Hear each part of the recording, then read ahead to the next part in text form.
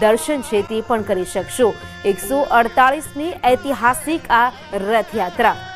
તો હાલ આ જે લાઈવ દ્રશ્યો છે આપ જોઈ રહ્યા છો, ગૃહ રાજ્યમંત્રી હર્ષ સંઘવી તેઓ પણ મંદિર પરિસર ખાતે પહોંચ્યા છે। તો વાત કરીએ તો 148ની ઐતિહાસિક રથયાત્રા જેના લાઈવ દ્રશ્યો આપણે બતાવીશું।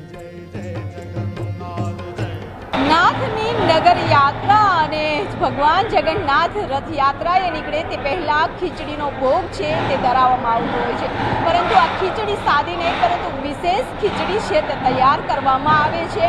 તમામ પ્રકારના ડ્રાય ફ્રૂટ હોય છે કે જે ખીચડીમાં ઉપયોગ કરવામાં આવે છે। ચોખ્ખું ઘી હોય છે।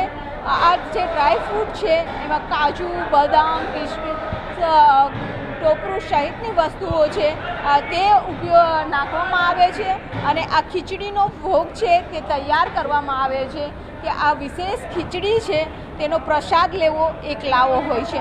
આ ખીચડીમાં ખાસ કરીને અલગ અલગ પ્રકારના શાકભાજી પણ નાખવામાં આવે છે। મિક્સ ખીચડી છે તે બનાવવામાં આવે છે। આ પૌષ્ટિક આહાર છે તે તૈયાર કરવામાં આવે છે અને ભગવાનને પહેલાં ભોગ લગાવવામાં આવે છે અને ત્યારબાદ આ ખીચડીનો પ્રસાદ છે સમગ્ર ભક્તજનોને આપવામાં આવે છે।